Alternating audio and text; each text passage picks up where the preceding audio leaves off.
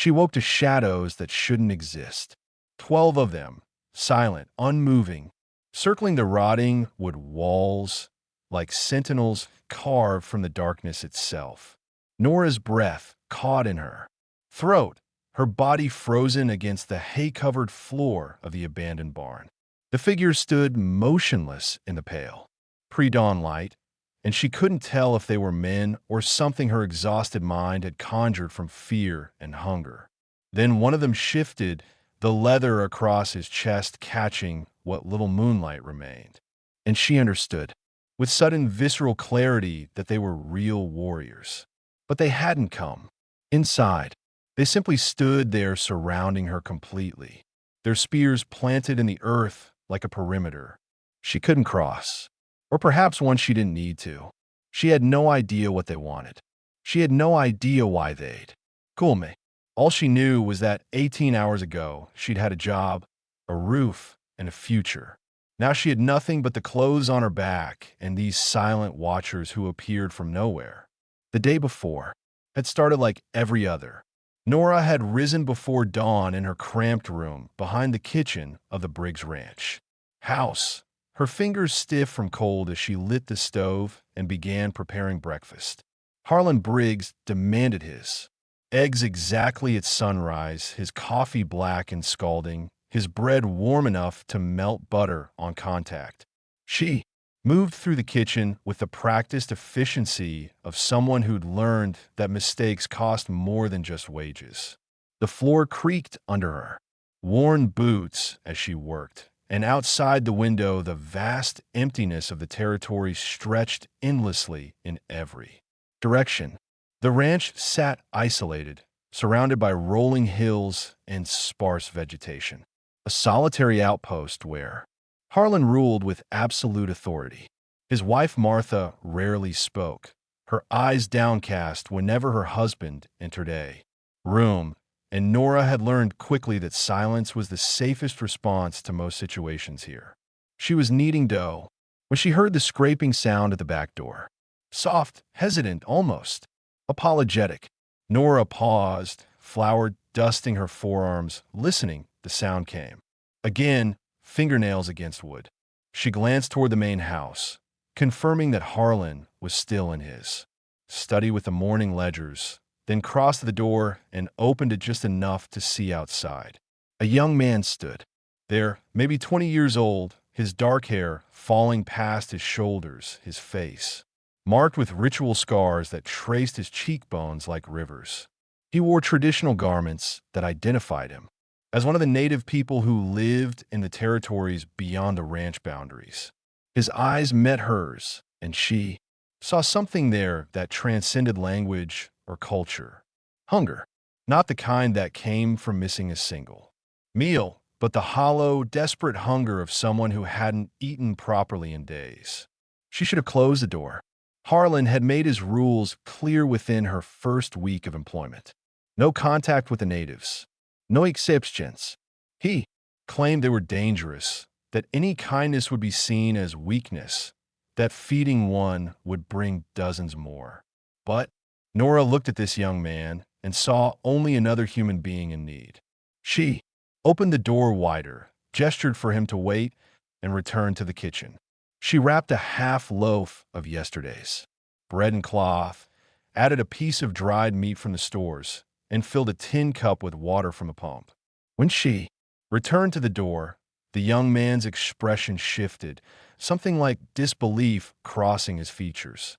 He accepted the food with both hands, the gesture formal and reverent, his fingers careful not to touch hers. He met her eyes again, and she saw gratitude so profound it made her throat tighten.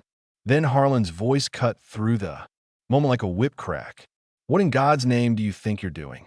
Nora spun around, the empty cup still in her hand, her heart lurching into her throat. Harlan stood in the kitchen doorway, his massive frame filling the space, his face already darkening with rage. Behind him, Martha hovered like a ghost, her expression unreadable. The young native man stepped back from the door, the food clutched to his chest. his body tensing into something between fight and flight. Harlan crossed the kitchen in 3 long strides, and Nora instinctively moved between him and the door, though she had no idea what protection she could possibly offer. "I gave him food," she said, her voice steadier than she felt. "He was hungry." Harlan's laugh was cold and sharp. "Hungry? You gave food to a savage because he was hungry." He grabbed her wrist, his grip bruising, and pulled her away from the door. "Do you have any idea what you've done? You've told them we're soft. You've invited every desperate native in the territory to come begging at my door." He released her with enough force that she stumbled backward against the table. "You're fired. Pack whatever pathetic belongings you have and get off my land now." Nora's mind reeled, shock and fear colliding in her chest. "Mr. Briggs, please. I have nowhere to go." "I just thought you thought wrong," Harlan interrupted. "And I don't pay people to think. I pay them to follow orders. You couldn't even manage that." He turned to Martha. "Make sure she takes nothing that belongs to this household. Not a scrap of food, not a blanket, nothing." Nora gathered her few possessions in numb silence. A spare dress, a worn shawl, a small tin box containing her grandmother's wedding ring, the only thing of value she owned. Martha stood in the doorway as Nora packed, her expression carefully neutral, offering neither sympathy nor cruelty. Within 20 minutes, Nora stood outside the ranch house with everything she owned bundled in her arms. The afternoon sun beating down mercilessly. Harlan appeared on the porch, his arms crossed. "The nearest town is 2 days' walk east. I suggest you start moving before dark." He paused, his eyes cold. "And if I catch you anywhere near my property after sunset, I'll assume you came back to steal, and I'll treat you accordingly." Nora walked until her legs ached and her vision blurred with exhaustion. The sun sank lower, painting the sky in shades of amber and crimson, and she realized with growing desperation that she wouldn't make it to any form of civilization before nightfall. The territory was vast and empty, offering no shelter, no kindness, no second chances. When she spotted the abandoned barn, its roof partially collapsed and its walls listing to one side, she felt a surge of desperate relief. It wasn't much, but it was something. She pushed through the broken door and found a corner that seemed structurally sound, spreading her shawl over the hay that still littered the floor. She sat with her back against the wall, hugging her knees to her chest, and allowed herself to cry for the first time since Harlan had grabbed her wrist. The tears eventually stopped, replaced by a hollow numbness. She had no food, no water, no prospects. In the morning, she would have to start walking again, but toward what?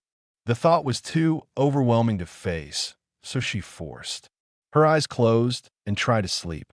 The night sounds of the territory surrounded her. Wind through gaps in the wood, the distant cry of a coyote, the rustle of small creatures in the darkness. She dozed fitfully, exhaustion finally claiming her despite the cold and fear. And then, sometime in the deepest part of night, she woke to those shadows. 12 figures arranged in a perfect circle around the barn, their presence inexplicable and utterly silent. But what terrified her more than their appearance was the realization that she didn't feel threatened. Despite everything Harlan had told her, despite every warning she'd ever received about the native people, she felt no malice emanating from these watchers. They simply stood there as if waiting for something or protecting something. And as the first pale light of dawn began to creep across the horizon, Nora found herself wondering if the young man she'd fed had something to do with this. If somehow, impossibly, her small act of kindness had set something in motion that she couldn't yet understand. What she didn't know was that the young man was the son of the tribal leader, or that her gesture had been witnessed not just by him, but by scouts who'd been tracking the movements of ranch settlers for weeks, or that in his culture, a debt of sustenance carried weight beyond Anything she could imagine. She had no way of knowing that Harlan's worst fear was about to come true, not because the natives were dangerous, but because they understood honor in a way he never would. And as she sat there in that broken barn, surrounded by silent warriors in the growing light, one thought crystallized in her exhausted mind with perfect clarity. Everything was about to change, but whether that change would save her or destroy her remained a mystery, suspended in the cold morning air, as fragile and uncertain as her next breath. The sun climbed higher, and the warriors remained. Nora sat motionless in the barn's entrance, her body stiff from the cold night and the weight of too many unanswered questions. She counted them again, though the number hadn't changed. 12 men arranged in a deliberate circle, their faces stoic and unreadable. They weren't threatening her, but they weren't leaving either. The silence stretched between them like a physical thing, heavy and expectant. She had no food, no water, and no idea what these men wanted from her. Every muscle in her body screamed at her to run, but some deeper instinct kept her rooted in place. Running would accomplish nothing. She was already lost. One of the warriors shifted his weight, and Nora's breath caught. He was older than the others, his hair strewn with silver, his chest decorated with intricate beadwork. That caught the morning light. He didn't approach, but his eyes found hers across the distance. And she saw something there that surprised her. Not anger, not malice, recognition, as if he knew exactly who she was and why she mattered. The thought made no sense. She was nobody, a fired ranch maid with nothing to her name except the clothes on her back and a grandmother's ring that wouldn't fetch enough money to buy a week's worth of food. Yet this man looked at her as if she carried significance far beyond her circumstances.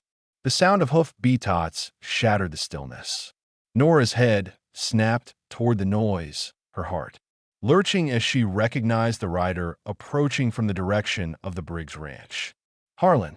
He sat tall in his saddle, his rifle resting across his lap, his face twisted with an expression somewhere between fear and fury. He pulled his horse to a halt about 30 paces from a barn, his eyes darting between Nora and the circle of warriors. What have you done? His voice carried across the open space, sharp with accusation. I told you to leave. Instead, you brought them here. You brought savages to my doorstep. Nora stood slowly, her legs unsteady beneath her. I didn't bring anyone. I don't know why they're here. Harlan's laugh was bitter. Don't play innocent with me. You fed one of them yesterday, and now they've come back like I said they would. This is your fault. He raised his voice, addressing the warriors now. You need to leave. This is private property. You have no business here. None of the warriors responded. They remained perfectly still, their expressions unchanged. It was as if Harlan had spoken to the wind for all the reaction he received. The older warrior with the silver-streaked hair kept his eyes on Nora, ignoring Harlan completely. Harlan's face darkened. I'm warning you. Leave now, or I'll. He stopped mid-sentence as the young native man from yesterday stepped out from between two of the warriors. He moved with quiet confidence, his shoulders squared, the bread Nora had given him nowhere in sight. He walked directly toward her, not toward Heron, his steps measured and deliberate. Heron's horse shifted, nervously, sensing its rider's tension. Stay away from her, Harlan barked, his hand moving toward his rifle. I swear, I'll shoot. The young man stopped a few paces from Nora, his dark eyes searching her face. When he spoke, his voice was low and accented, but clear. You gave food when you had no reason to give. You showed kindness when it could cost you everything. He paused, and something that might have been respect flickered across his features. It did cost you everything. Nora's throat tightened. She hadn't expected him to speak her language, and the acknowledgement of her situation hit harder than she anticipated. I only did what anyone should do, she said quietly. A person was hungry. The young man nodded slowly. Many people see hunger. Few choose to ease it. He gestured toward the circle of warriors. These men are here because of what you did. They are here to honor a debt. Harlan's voice cracked like a whip. There's no debt. She gave you scraps from my kitchen, food that belonged to me. And you need to take your men and go before this turns into something none of us want. The young man finally turned to face Harlan, and the temperature of the air seemed to drop. The food was hers to give. She earned it through her labor. You took her wages in shelter and meals, and when she shared what she had earned, you cast her out. His words were measured, factual, devoid of emotion. You broke the contract between employer and worker. She owes you nothing, but we owe her something we take seriously. Nora watched confusion, and anger wore across Heron's face. He wasn't accustomed to being challenged, especially not by someone he considered beneath him. I don't care what you think you owe, Heron said.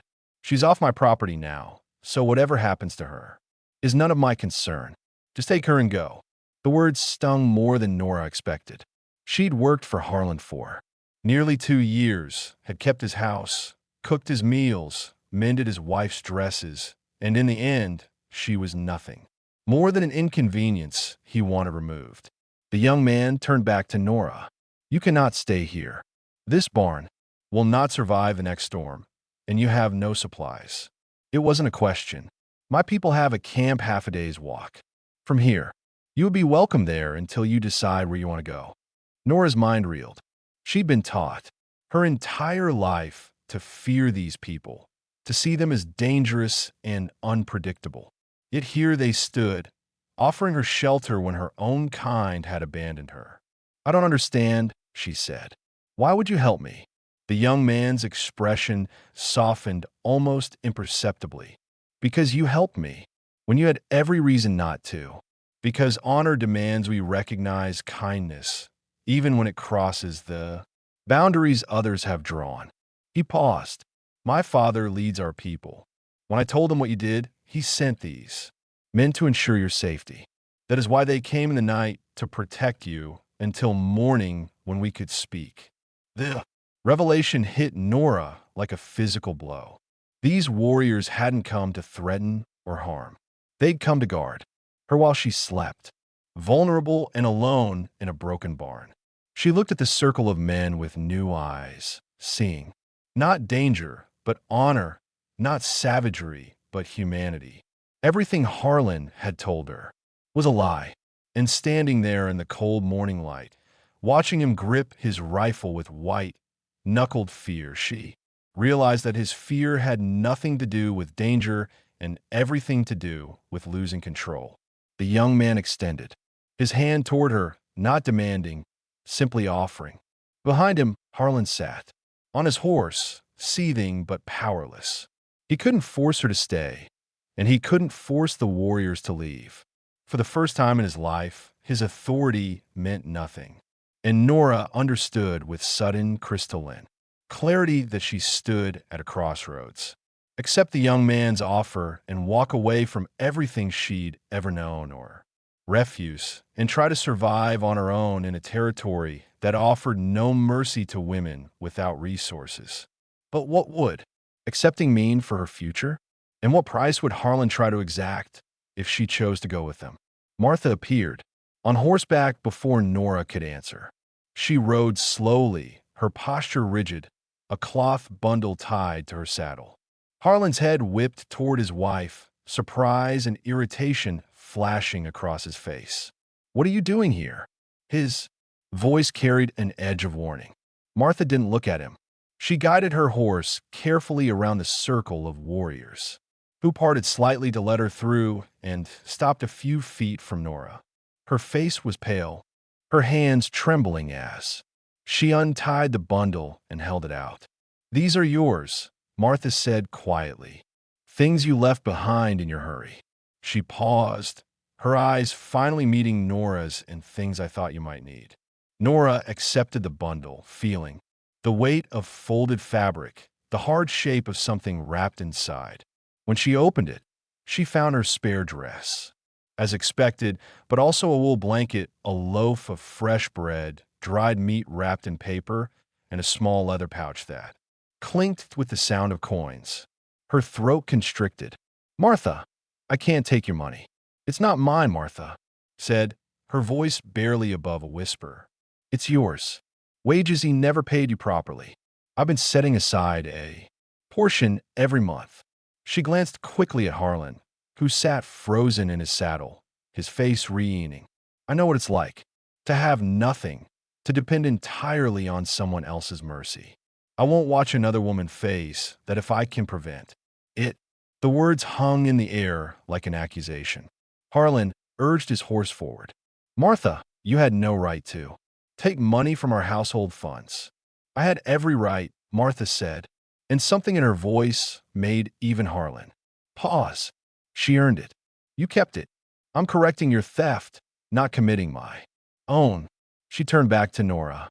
"There's enough there for passage to the eastern settlements if you want it, or supplies, to start somewhere new." Her eyes flickered toward the young native man standing nearby, or to thank those who've shown you kindness when your own people would not. The young man stepped forward, addressing Martha with surprising gentleness. "Your courage is noted. It's rare to see someone stand against their own interests for what is right." Martha's composure cracked slightly, her eyes glistening. She nodded once, then turned her horse and rode back toward the ranch without another word. Harlan watched her go, his jaw clenched so tight Nora could see the muscles jumping beneath his skin.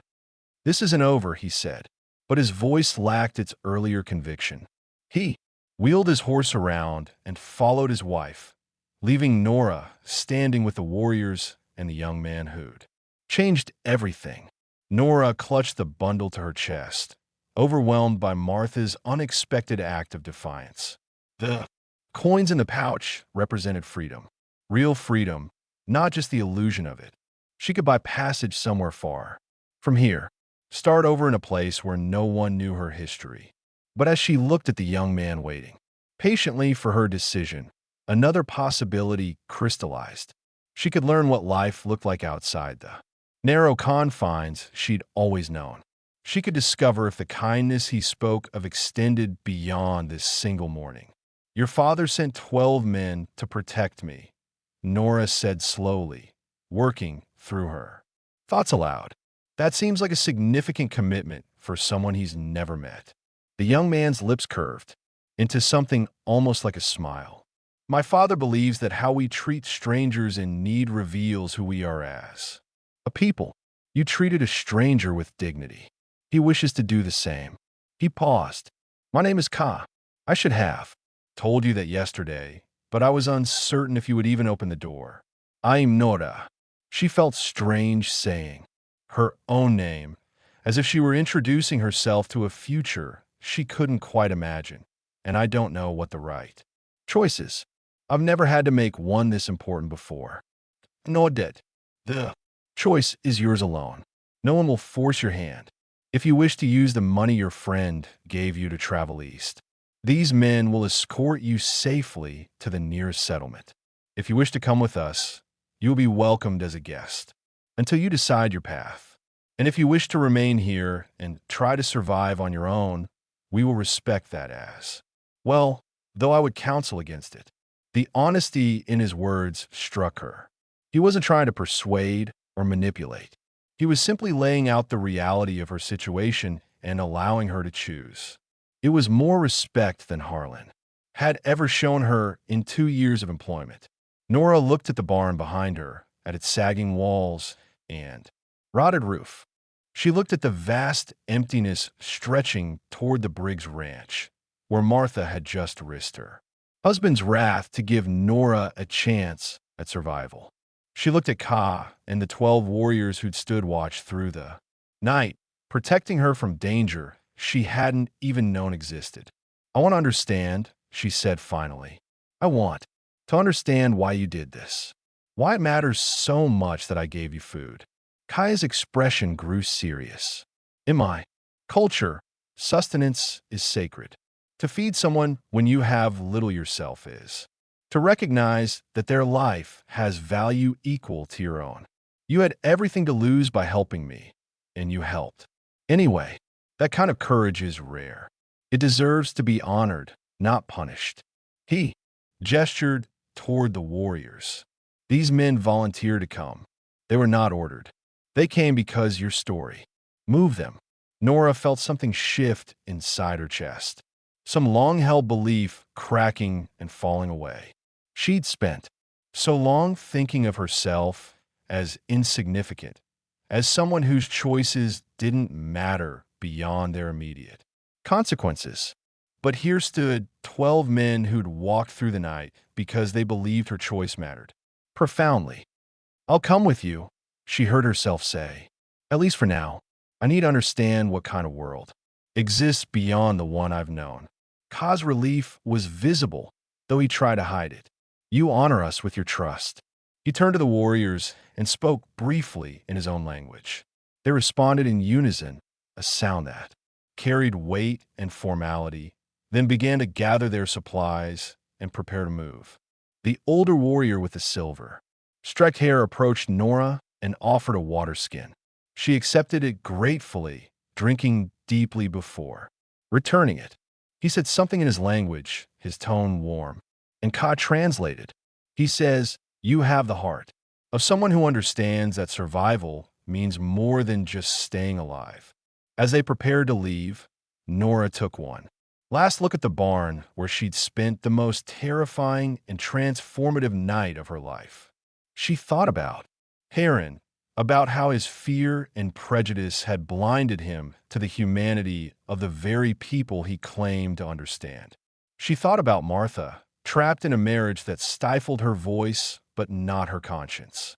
And she thought about herself, about the woman she'd been yesterday and the woman she might become tomorrow.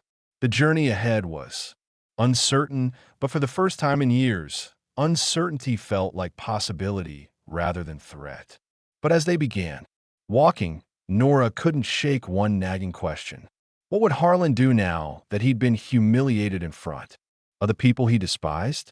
Would he accept his loss and move on? Or would his wounded pride demand some form of retaliation? They walked for hours through territory Nora had never seen, though she'd lived at the Briggs Ranch.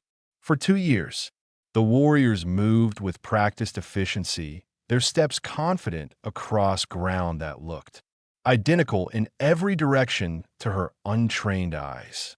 Kyle walked beside her, adjusting his pace to match hers, occasionally pointing out landmarks she would have missed entirely. A particular arrangement of rocks that indicated water nearby, a tree with bark stripped in a specific pattern that marked a safe path. The land wasn't empty, she realized. It was full of information she'd simply never learned to read. The sun climbed toward its peak, and Nora's legs began to ache.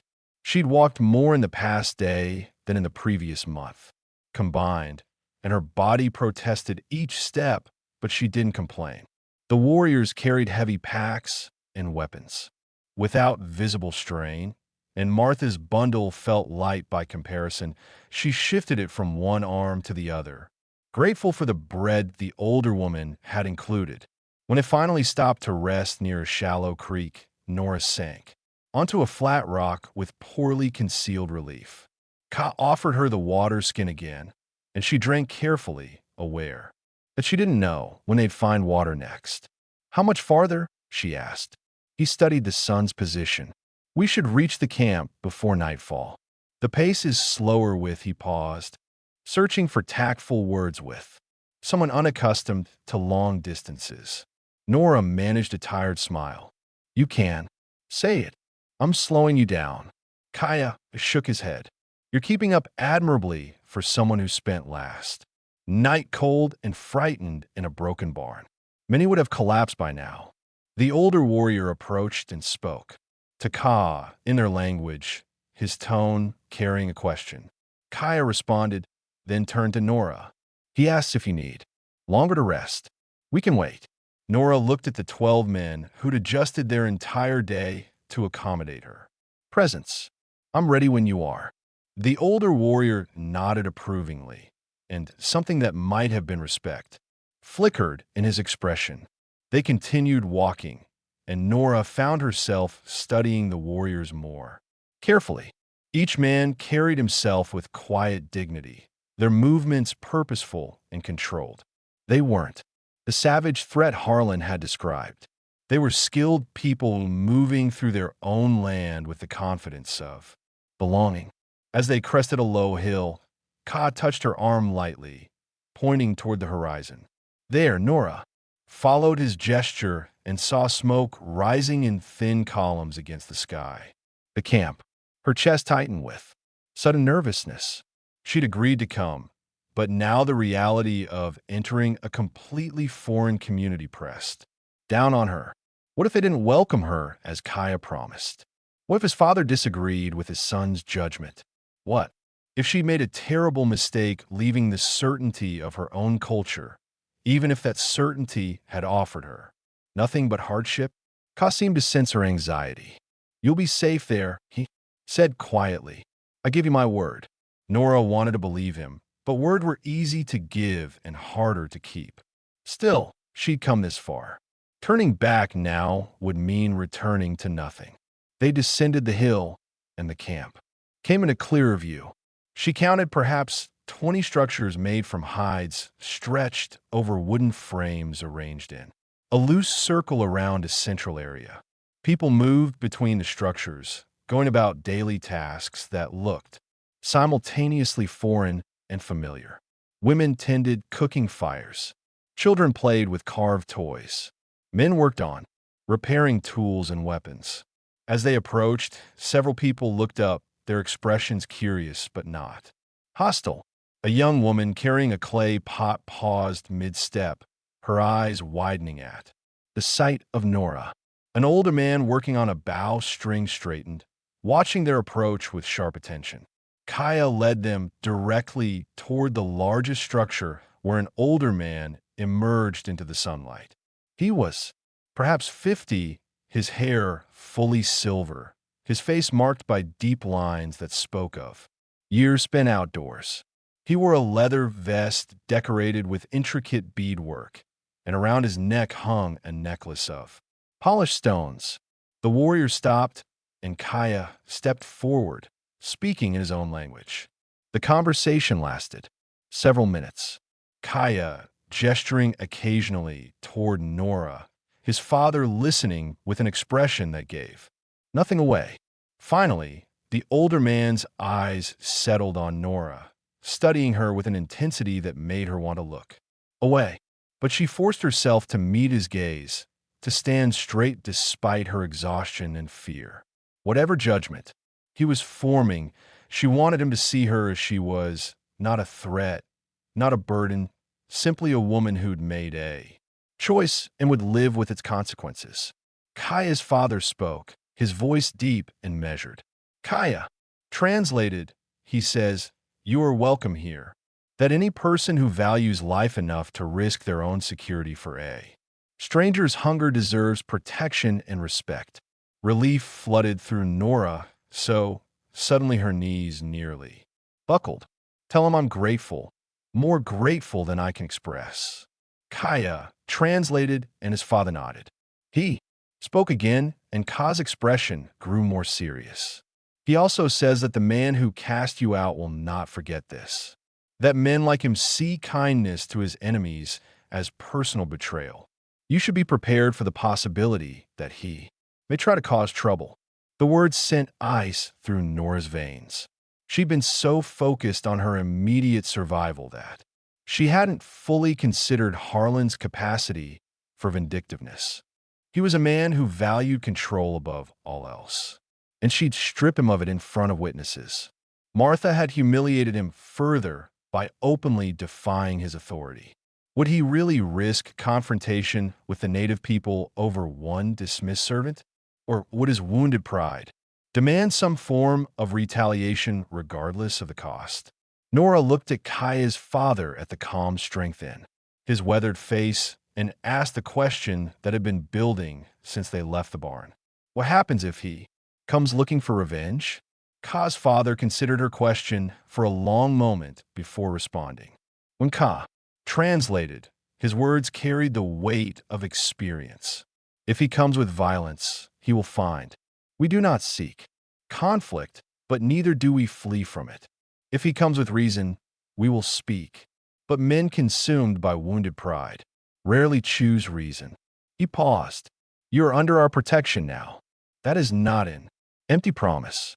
A woman appeared from the large structure, younger than Ka's father, but clearly his partner based on the familiar way she touched his arm.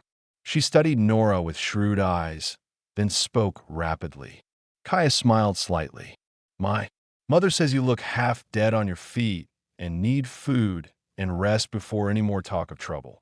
The woman gestured for Nora to follow, not waiting for translation or agreement. Nora glanced at Ka, who nodded encouragingly. Go with her. She'll take care of you.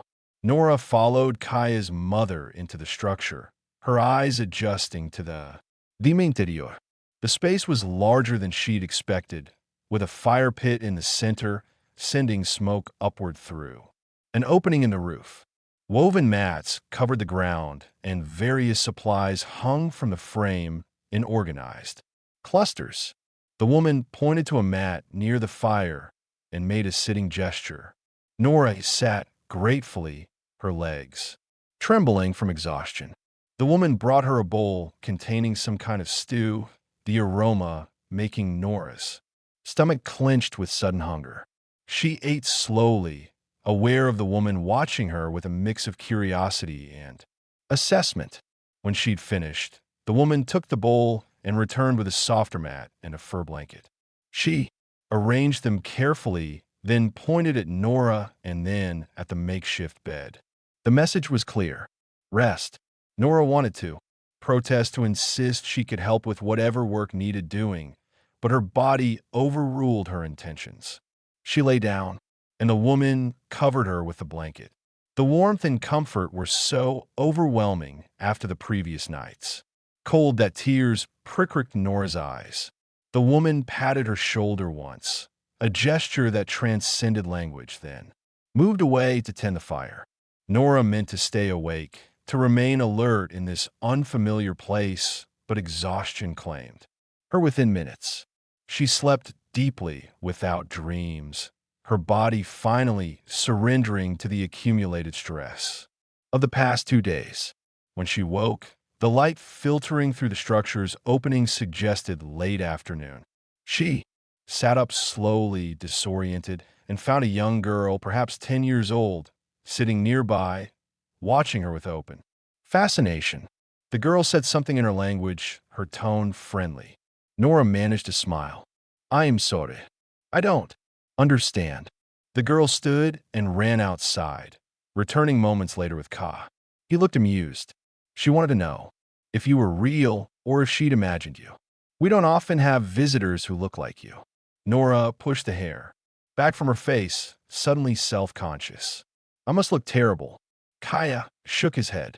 You look like someone who's been through difficulty and survived it. There's no shame in that. He gestured toward the entrance. If you're feeling recovered, there are people who'd like to meet you. But if you need more rest, no one will judge. Nora stood, testing her legs. They still act, but the rest had helped considerably. I'd like to meet them. She followed Kai outside where the camp had come fully alive with evening activity. Fires burned in front of several structures, and the smell of cooking food filled the air. People glanced at her with curiosity, but without hostility. Kaya led her to a group of women working on tanning hides, and they paused their work to greet her. One of them, perhaps Nora's age, smiled and offered a greeting in halting English. Welcome. You are safe here. The simple words delivered with such sincerity made Nora's throat tighten. Thank you. The woman gestured at the hide she'd been working. You learn? Nora looked at the scraping tool, at the careful way the women worked the leather, and nodded. Ede. Like that. As the sun dipped lower, Nora found herself sitting with the women, watching their skilled hands. transform raw material into something useful. They showed her the basic motions, correcting her grip gently when she held the tool wrong, laughing without meanness when she struggled. As darkness settled over the camp, Ka appeared again. "My father wishes to speak with you." Nora's stomach tightened with renewed anxiety, but she followed him to the central fire where several people had gathered. Kaya's father sat with other older members of the community, their faces serious in the firelight. When Nora approached, he gestured for her to sit. Through Kaya's translation, he explained that scouts had returned from watching the Briggs Ranch. Harlan had spent the afternoon gathering supplies and weapons, and he'd ridden toward the nearest settlement where other ranchers lived. "He's recruiting help," Kaya said quietly. "My father believes he'll return with others who share his views." About our people, the words hung in the night air, heavy with implication. Nora had hoped Harlan would accept his loss and move on, but she'd underestimated how deeply his pride ran. "This is my fault," she said. "I brought this trouble to you." Ka's father spoke, and his tone was firm. "You brought nothing but your own need for safety. The trouble existed long before you fed my son. It exists because some men cannot see others as equally human." But even as he spoke, Nora saw the concern in his eyes. Heron was coming back, and he wouldn't be alone. Whatever happened next would test not just her choice to come here, but the fragile possibility that two different groups of people could coexist with mutual respect and somewhere in the darkness beyond the firelight. That possibility hung by an increasingly thin thread. The question wasn't if Harlan would return, but when. And what he would do when he arrived with men who saw violence as the only solution to problems they didn't understand. Nora looked at the faces around the fire, at people who'd welcomed her without hesitation, and wondered if her single act of kindness would be the spark that ignited a conflict no one wanted, but everyone feared. The scouts returned just after dawn with urgent news. 7 riders approached from the east, Harlan leading them. They'd camped overnight and would reach the territory within hours. "Gus!" Father called an immediate council, and Nora stood at the edge of the gathering, her stomach knotted with dread. Through Ka's translation, she learned that the other riders were ranchers from surrounding properties. Men who'd long resented the native presence on land they believed should be theirs for the taking. "They're coming. Because of me," Nora said, her voice tight. "If I leave, if I go somewhere else, maybe they'll turn back." "Gus!"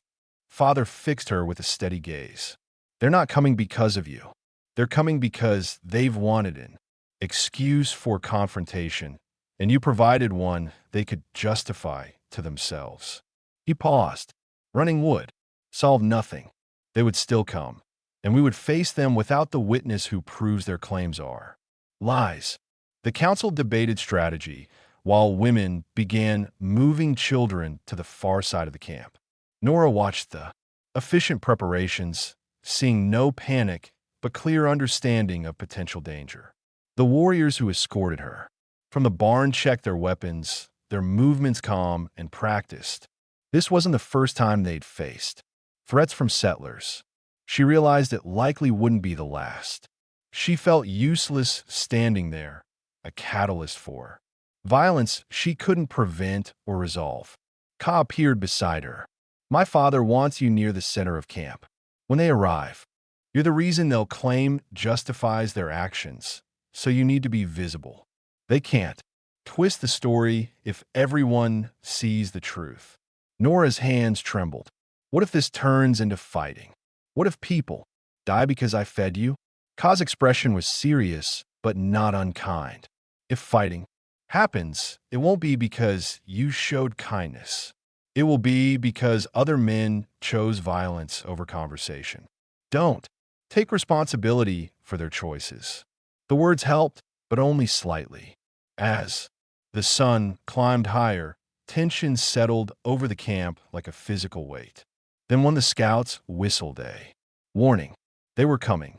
Nora positioned herself where Kaya's father had indicated, near the central fire, where everyone could see her clearly.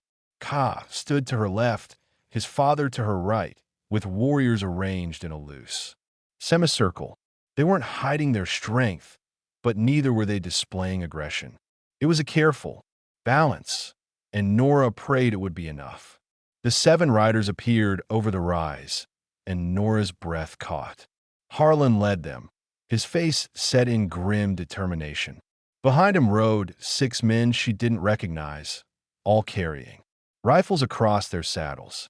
They slowed as they approached the camp, their horses nervous at the unfamiliar surroundings. Harlan's eyes swept the camp until they found Nora, and something ugly twisted his features. He'd come expecting to find her held captive, or worse, she realized, finding her standing freely beside the tribal leader disrupted whatever narrative he'd constructed. Harm pulled his horse to a stop at what he clearly considered a safe distance. "We've come for the woman," he called out, his voice carrying across the space. She was taken from her lawful place of employment through intimidation and force. "We're here to retrieve her and ensure this kind of incident doesn't happen again." The lie was so blatant that Nora almost laughed. Ka's father stepped forward, his posture relaxed but commanding. When he spoke, his English was heavily accented but clear enough. "The woman came by choice. She has shelter because you took hers. She has food because you denied her wages. No one here used force except you when you cast her out." One of the other riders, a heavy-set man with a thick beard, spat to the side. "We're not here to argue with savages about property rights. The woman comes with us, or we take her by force." Nora's heart hammered against her ribs. This was the moment everything could fall apart. But before Ka's father could respond, another horse appeared from the direction of the Briggs ranch. Martha, she rode hard, her face flushed from exertion, and pulled up beside the group of men. "Stop," she called out breathless. "Just stop." Harlan turned, in his saddle, surprise and anger wearing on his face. "Martha, what are you doing here? Go home." Martha ignored him, addressing the other riders instead. "This man is lying to you. He fired that woman for feeding a hungry person. He threw her out with nothing and threatened her if she returned. She didn't get taken. She escaped his cruelty." The bearded man frowned. "That's not what he told us. He said she was collaborating with hostiles, putting all our properties at risk." Martha's laugh was bitter. The only thing she risked was his pride. And rather than admit he was wrong, he's brought you here to start a conflict that benefits no one. She looked at each man in turn. "I'm his wife. I was there. I saw everything.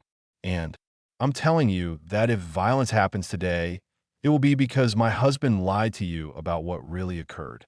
The words landed like stones in still water, ripples of doubt spreading across the riders' faces. They'd come, expecting a clear mission, and Martha had just complicated everything. Harlan's face darkened dangerously. "You had no right to follow us here, no right to undermine my authority in front of these men." Martha met his gaze without flinching.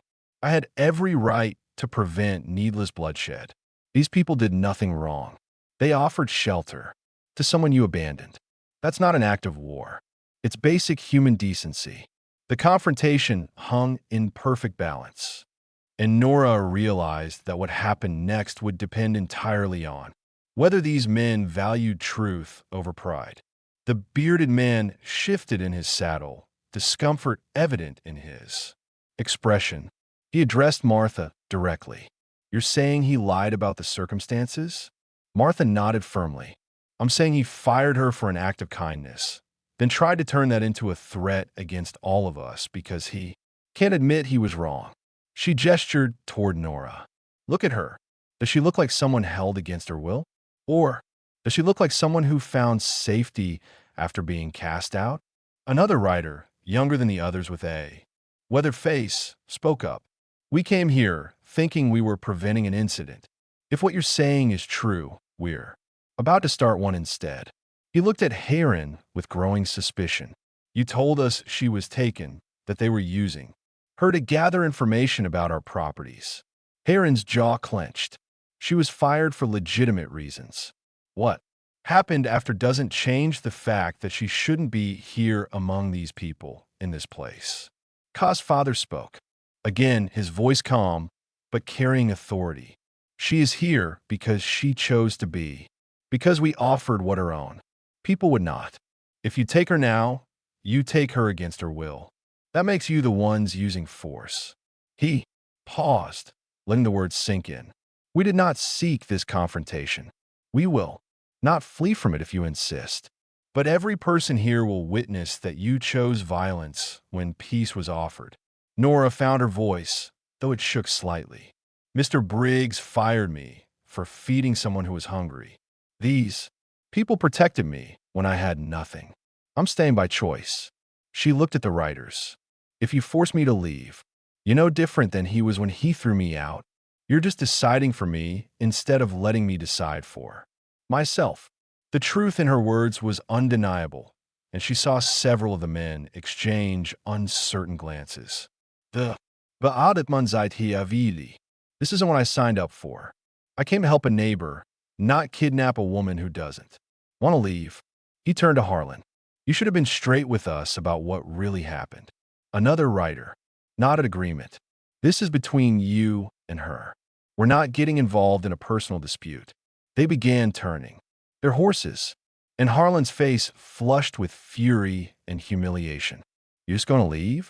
Just going to let them win? The young rider with the weathered face looked back. Nobody's winning or losing here. We're just choosing not to make a bad situation worse.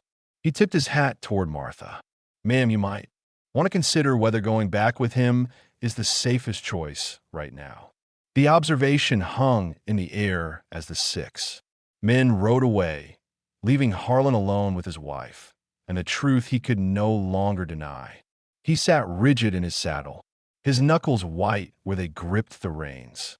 Martha guided her horse closer to him, her voice low but firm, enough for others to hear. It's over, Harlan. Let be over. For a moment, Nora thought he might actually listen, but then his eyes found hers, and she saw something in them that made her blood run cold. Pure atred. Not the heat of immediate anger, but the cold calculation of someone who'd been deeply wounded and would wait as long as necessary for revenge. This isn't finished, he said quietly. The words, directed at Nora. You think you found sanctuary, but you've only found a temporary refuge. Sooner or later, you'll face consequences for what you've done. Kaya stepped forward, his voice hard. The only consequence here is that you revealed your character to everyone watching. The men you brought saw through your lies. Your wife exposed. Your cruelty. You have nothing left but empty threats and wounded pride. Harlan's hand moved toward his rifle, and instantly every warrior present shifted into readiness. The movement was subtle, but unmistakable. Martha's voice cut through the tension. Please don't make this worse than it already is. For several heartbeats, the possibility of violence hung in perfect balance. Then Harlan seemed to deflate slightly, the fight draining out of him. As he recognized the futility of his position, he wheeled his horse around with unnecessary force and rode away. Without another word, Martha remained watching him go, her expression unreadable. Then she turned to Nora. I'm sorry for all of it, for not speaking up sooner, for not leaving him years ago when I first saw what kind of man he truly was. Nora shook her head. You spoke up when it mattered most. You stopped this from becoming something terrible. Martha's eyes glistened. I should go after him. He'll need someone to prevent him from doing something even more foolish. She paused. But know this, you were right to leave. Right to choose. People who valued you over people who saw you as property. Don't ever doubt that. She rode away slowly, following the path her husband had taken, and Nora felt an unexpected surge of sadness for the woman trapped in a life she hadn't chosen. Kaya's father placed a hand on Nora's shoulder. Through Ka's translation, he said, "You stood strong today, spoke truth when silence would have been easier. That takes courage." Nora managed a shaky laugh. "I was terrified." The older man smiled. "Courage isn't the absence of fear. It's choosing to act despite it." As the camp slowly returned to normal activity, Nora looked at the faces around her and realized something profound had shifted. She wasn't just a guest seeking temporary shelter anymore. She'd stood with these people in the face of potential violence, and they'd stood with her. But even as relief washed through her, she couldn't shake the image of Harlan's expression, the cold hatred in his eyes, the quiet promise that this wasn't over. She'd won the battle, but something told her the war was far from finished. 3 weeks passed, and Nora settled into a rhythm she'd never imagined possible. She woke each morning to the sound of the camp, coming alive around her. The familiar voices of people who'd stopped seeing her as an outsider and started seeing her simply as Nora. The women had taught her to scrape hides properly, to identify plants that could be eaten or used for medicine, to read weather signs in the way clouds gathered on the horizon. Her hands grew more calloused, her movements more confident, and something that felt like peace began to take root in her chest. Ka had become a steady presence, checking on her progress and answering the endless questions she had about everything from their language to their customs. His patience never seemed to waver, and Nora found herself looking forward to their conversations, to the way he explained complex ideas with simple clarity. She'd started learning basic phrases in his language, stumbling over pronunciations that made the children giggle, but earning approving nods from the elders when she got something right. One afternoon, as Nora worked alongside the women preparing dried meat for storage, a rider approached the camp. Everyone tensed briefly until they recognized the horse, Martha. She dismounted slowly, her movements careful, and Nora noticed a fading bruise along her jaw that makeup couldn't quite hide. Nora sat down her work and walked to meet her, concern tightening her throat. "Martha, what happened?" Martha touched the bruise self-consciously. The consequences of standing up to a man who can't tolerate being challenged. Her voice was steady despite the evidence of violence. "I came to tell you something important. Heron left 3 days ago, packed his things, and rode east toward the mining territories. He said he was done with ranching, done with this place, done with all of it." She paused. "He signed a ranch over to me before he left.